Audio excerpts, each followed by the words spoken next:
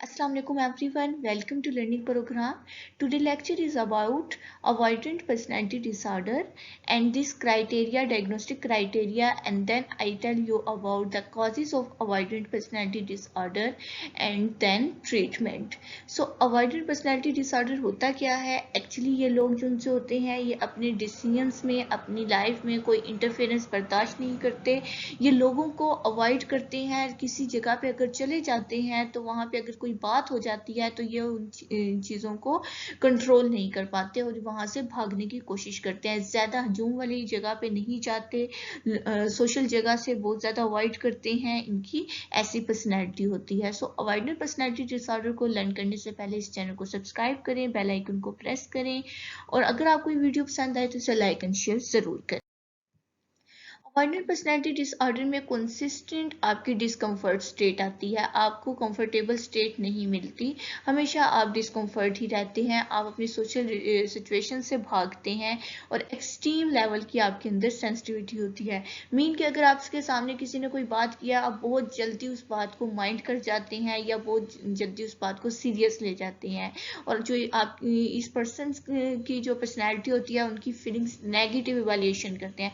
इंसान सेंसिटिव भी ठीक रहता है, लेकिन अगर जब उसकी फीलिंग्स इवेल्युएट करने लग जाए नेगेटिव पीक लेवल पे, then become the disorder. Negative चीज़ें आपको डिसऑर्डर की तरफ लेके जाती हैं। So also avoidant personality disorder के भी पर्सन जो होते हैं वो भी नेगेटिव अपनी फीलिंग्स को इवेल्युएट करते हैं।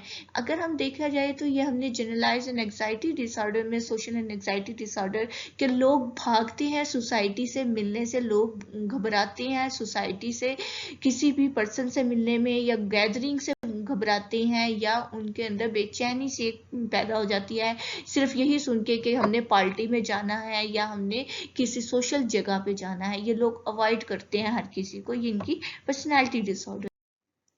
क्राइटेरिया अगर हम देखें तो ये सोशल इनहिबिटर होते हैं, फीलिंग इनकी इनएडुकेट होती है, हाइपर सेंसिटिविटी होती है because of the negative valuation. Starting में ये अडल्टहुड से पर्सनैलिटी स्टार्ट हो जाती है और फिर ये डिफरेंट कॉन्टेक्स्ट में वो प्रेजेंट होती है। इसे हम 4 जोन से हैं फॉलोइंग इंडिकेटर में देखेंगे।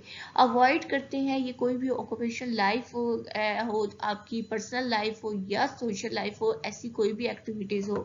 स्पेशली आपकी पर्सनल सोशल में ये इसलिए डिस्टर्ब नहीं करती क्योंकि पर्सनल में आपने अपने आप के साथ रहना होता है, वहाँ आप डिस्कम्फर्ट होने के बावजूद भी अपने आप को कंफर्टेबल स्टेट तक ले आते हैं।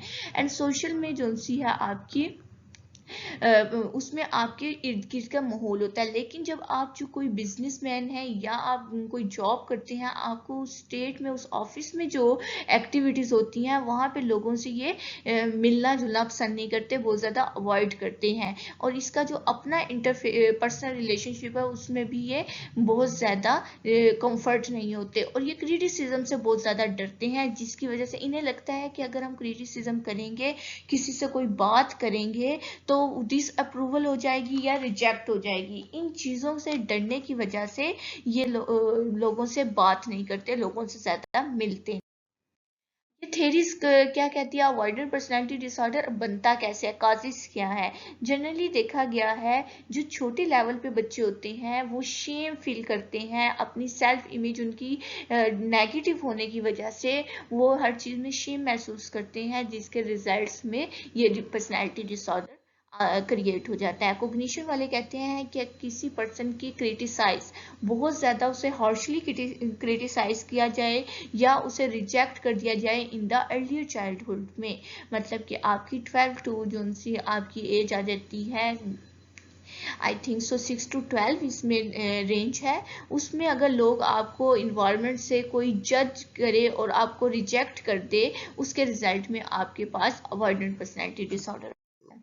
इसकी ट्रीटमेंट सीबीटी है। सो स्टूडेंट सीबीटी को लर्न करने के लिए आपको डिस्क्रिप्शन बॉक्स में कॉग्निटिव बिहेवियर थेरेपी का लिंक मिलेगा, वहाँ मैंने इन डिटेल और ये थेरेपी जो है डिस्कस की है। सो अगर आपने लर्न करनी है तो आप डिस्क्रिप्शन बॉक्स से इसके लिंक पे क्लिक करें और अगर आपको वीडियो पसंद आए तो इसे लाइक एंड शेयर ज़रूर करें। सो अल्लाह हाफिज़।